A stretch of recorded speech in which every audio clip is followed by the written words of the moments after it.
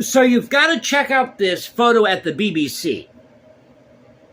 Because 2024, 2025, and it's another Queer News Update, ladies and gentlemen, Queer News Update. Welcome back to the channel, Culture Confederacy here. It's Monday, so happy Monday. Yo, Culture Confederates. I'm still getting over this sinus cold or whatever is going around, so just bear with me. But if you're new to the channel, we don't use fancy graphics, epic soundtracks, pretty boy camera angles. It's you, me, my smartphone, the news of the day, and this mission, this crusade to preserve great art, music, history, and culture. But getting to the topic at hand here. So, this year marks 2024-2025, marks the 30th anniversary since the groundbreaking, gender-bending production of Swan Lake. Now, this article came out about 5 days ago, so sometime last week. And this is a story by Emma Jones. Says here, it was a shock to many. Matthew Bourne on his Swan Lake with male swans, the show that shook up the dance world. Now, if you look at this photo, it's pretty disturbing. So it shows all these male dancers in a female pose with their arms over their head. They've got black triangles on their forehead, trying to look like swans. Hair cut short. And they're wearing these feathers with their legs exposed. Talk about a train wreck. But somehow this was praised as new and different. There are just some things you shouldn't mess with. Swan Lake is one of them. Now, if you've never heard the music to Swan Lake, it's fantastic. Probably one of the best things that Tchaikovsky ever wrote. I love the score. Not really the ballet itself, but I just love the music too, Swan Lake. So it says here, the most iconic dance costume of recent times may be a pair of white feathery breeches, a permanent display at London's V&A Museum. They're a tribute to choreographer Matthew Bourne's gender-flipping dance version of the ballet Swan Lake. The production, which first premiered in London in November 1995, ruffled feathers in many ways because the swans, until then, female roles, were played by male dancers, and went on to become the longest-running full-length dance classic in the West End and on Broadway, winning both Olivier and Tony Awards. So this year, again, they're celebrating their 30th anniversary of this. Some things you just shouldn't mess with, as I said.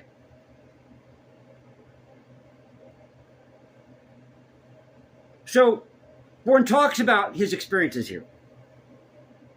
Coming out as gay in the 90s. Come on, man, it was the 90s. But I think most people thought that when they came to see it, they were going to see men in tutus. Talking about the public expectations back in 95. The young London-born choreographer, then aged 35, had been given the opportunity to stage his own version of Swan Lake at London's Sadler's Wells Theatre. It was a cherished dream for him, he says, because I've always loved and identified with the story.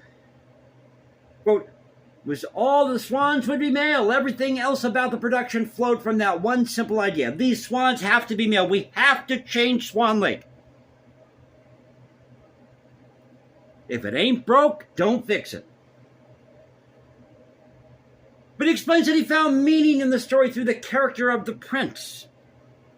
Quote, he's constantly being told he needs to get married. His mother keeps pointing at the ring on her finger, which is ballet mime, for time to get married.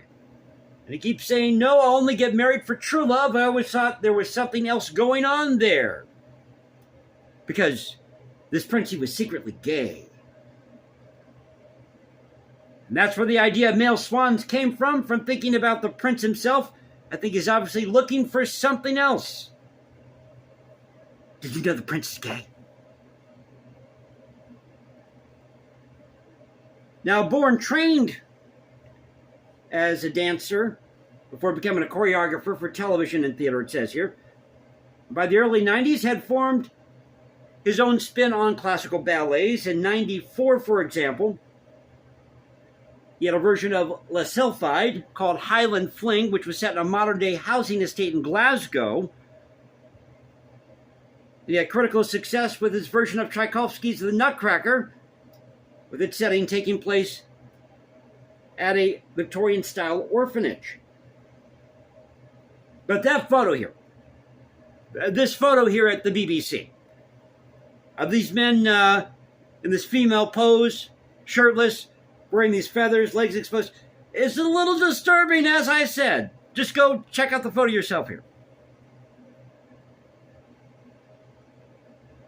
Until this audacious twist on Swan Lake, ballerina Margot Fontaine's legendary performance, or performances, as the Dying Swan had become an iconic image not just for Swan Lake, but of 20th century ballet itself. Quote, no one could really imagine what it would be like, I think, Bourne said.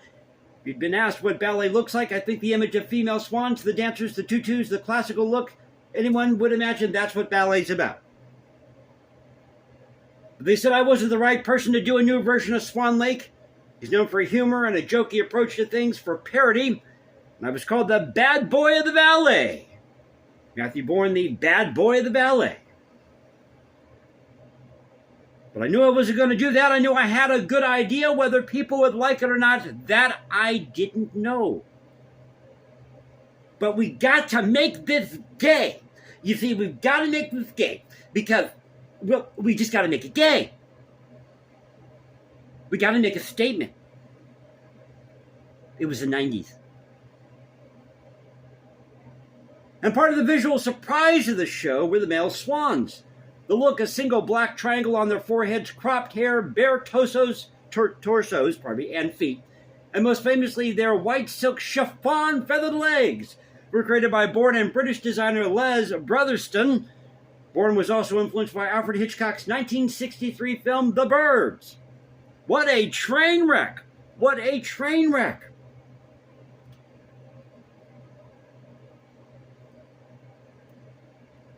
Now, the world premiere of Swan Lake, says here, gliding into pop culture. One of the sub-headlines here.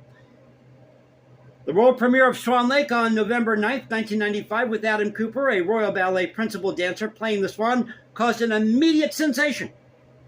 It was a shock to many in the audience, I think, when Adam Cooper and these men in costumes came on, Bourne says. It wasn't a bad shock, it was just something brand new. It was a shock to me the way it took off in one night. We were front page headlines in some newspapers. Cameron McIntosh cornered me in the interval. He didn't even wait for the end of the show and said that it had to go to the West End. We have to take this to Broadway. We have to take this to the West End. Because McIntosh recognized that there's something in this immediately. We have to tell the world. Our gender-bending swans must be known to the world.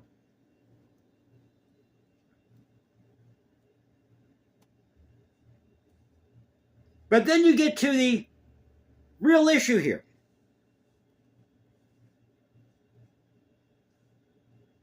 And that is that in 1996, 1998, around that time period here, talk about how this production had its first record-breaking run in London, London's West End. That was in 96, and then on Broadway in 1998. And although same-sex marriage had been depicted in the U.S.'s most popular sitcom, Friends, in January of 96, weeks after the premiere of Swan Lake, it would still be another 2 decades before gay relationships would achieve full equality in law in either the U.S. or Great Britain. So there you go. It wasn't about creating a new, better version of Swan Lake. It was trying to create something here to pass off some type of agenda. But again, there are just some things you shouldn't mess with. And Swan Lake is one of them. Whatever happened to great art for great art's sake? So I hope you enjoyed the video. If you did, you know what to do. Thank you for letting me stumble my way through this. You can follow me at Instagram, #JasonComposes, because I write music in my spare time. You can also find me at Substack or go to X, Culture Confederacy, at Culture Confed 1 on X. This is the Culture Confederacy saying peace out, stay safe, everybody. God bless this thing called the United States. I'll catch you next time, and y'all have a great Monday. Take care.